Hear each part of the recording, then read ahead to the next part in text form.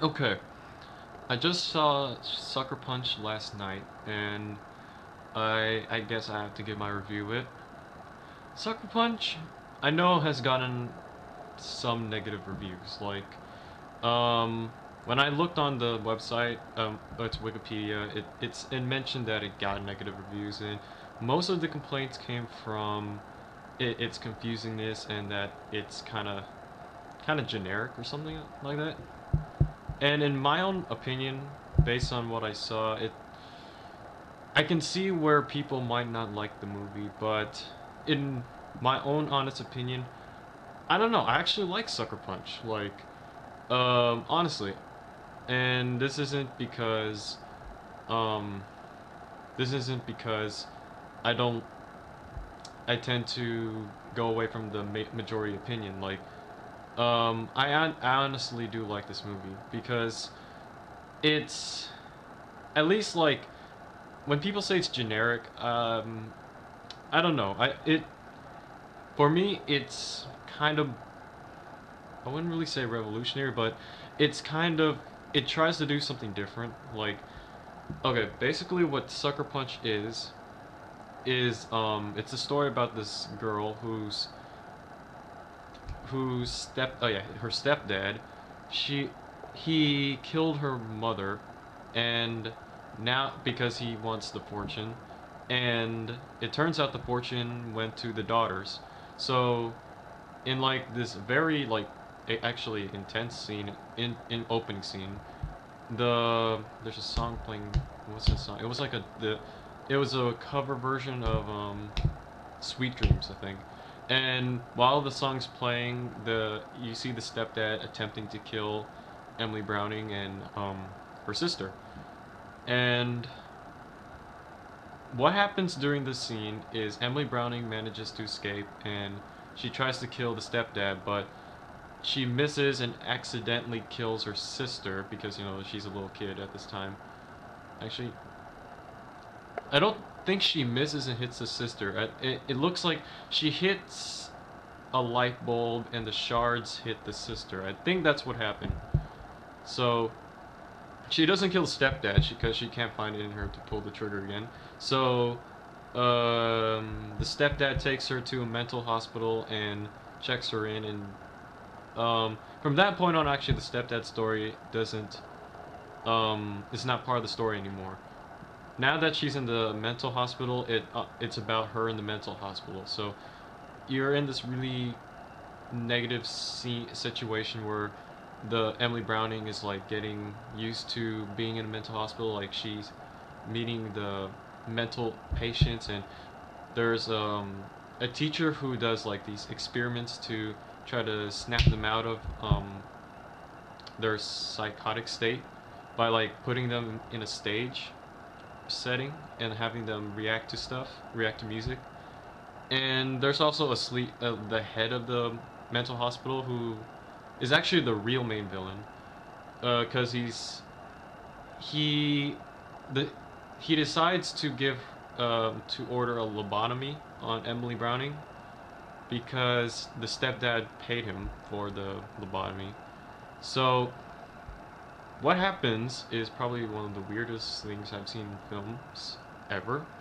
What happens is Emily Browning undergoes like this treatment. Like according to one of my friends who works in a hospital, they did this thing where they had a needle, and they're gonna put it in her eye so that when they hit it in there, they're gonna hit like a nerve to do something.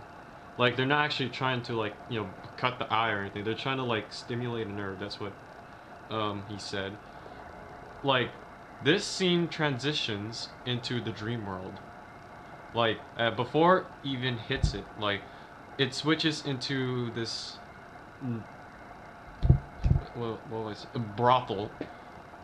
We transition to a brothel where the mental patients that Emily Browning met are now like strippers in the brothel, and Emily Browning's no longer a patient.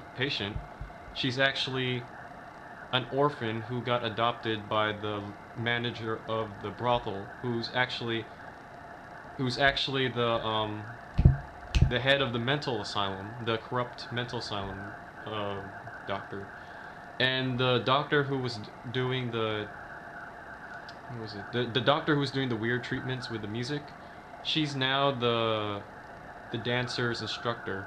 So it's more of it parallels the real world, the dream world, but it's in a different situation. So when this first happens, you have no idea what happened. Like I was sitting there, it's like, did we just get cut into a different movie? And it took me a few minutes to figure out that, a few seconds actually, a few seconds to figure out that this is all a dream, and that she actually did go crazy, but the movie never tells you. So this dream sequence is actually, it kind of rips off Inception, because like there are scenes where Emily Browning, the dance instructor tells her to dance, and this actually leads to the best parts of the movie. The dance instructor tells her to dance and plays a song in the to make her dance. And the songs they actually chose is kind of cool. I'm gonna go off topic a little bit. The songs that the song that they chose for her to dance to, it was like, I was kind of expecting like classical, but when they hit it, it's kind of like this rock, this kind of sexy rock song. It's like, and I don't know, I was kind of laughing there. I was like, I didn't expect that. So, anyways, whenever they play the song for her to dance, Emily Browning goes into a dream within a dream, where she's in a fantasy world now, where what she does actually parallels to the first dream world, where like, what was it? But how it parallels is like, it's the most extreme parallel. Like, she has to like, in the first dream, when she first dances, she has to prove that she can stay in the brothel by showing that she can dance.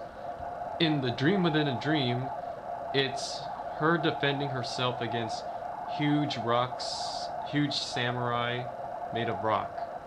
And why it parallels is that she's defending herself in the second dream, and she's defending herself in the first dream. And it makes sense because like in another sequence where she goes into another dance state, whatever, she's trying to, what was it? My favorite was when she's trying to get a lighter. So in the first dream sequence, it's her dancing in front of a guy, so one of her friends can sneak and steal the lighter. So in the second dream, the dream within a dream, we get sent into like this medieval fantasy setting where knights are trying to break into a castle, and wait, okay, I'm sorry to cut there.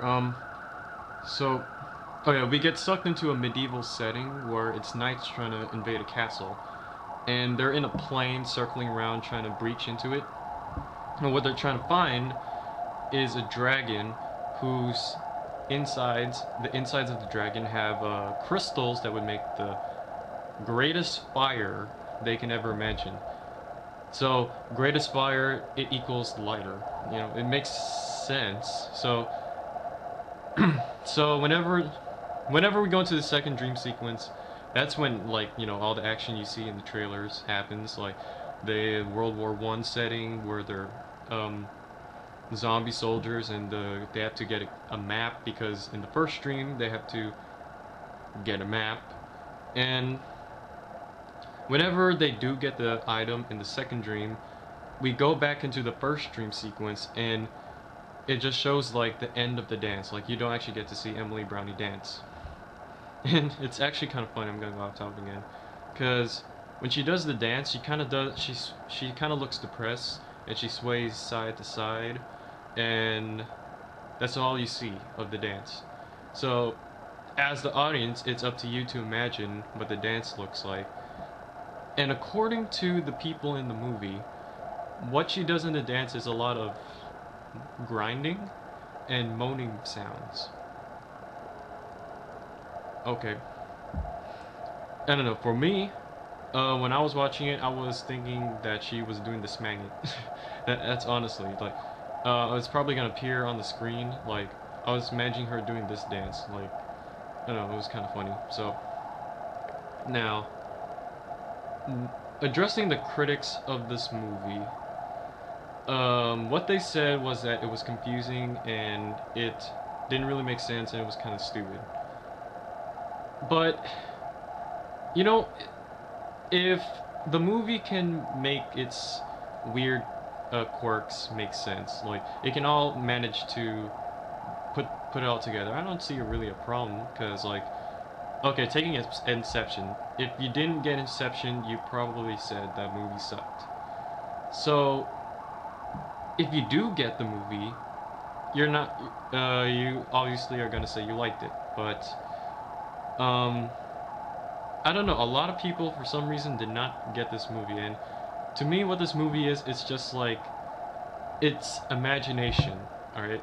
Because you're inside the mind of the girl and you're seeing what she's just imagining in her head. Like, um, I honestly don't know why like people don't really get this movie. I mean, like, of course it's gonna be weird and strange. I mean, you're inside the head of a crazy person, and you know, I can't really. You know, if you didn't like the movie based on because you thought it was dumb and you thought it was strange, I'm not gonna blame you. I mean, like, it make I understand where you're getting at, but I'm just trying to say, don't really listen to the critics because, like, if you do get it, you are gonna. I hope you're gonna like it, because, like, um, when you when I thought about it, it was really creative and it was really fun to watch. I know that's for me. All right. If you have any other opinion that you want to speak out, like, go ahead and comment. I'd like to hear. But I'm not bashing people if they don't like the movie. It's just, I liked it and give it a chance. That's all I'm saying.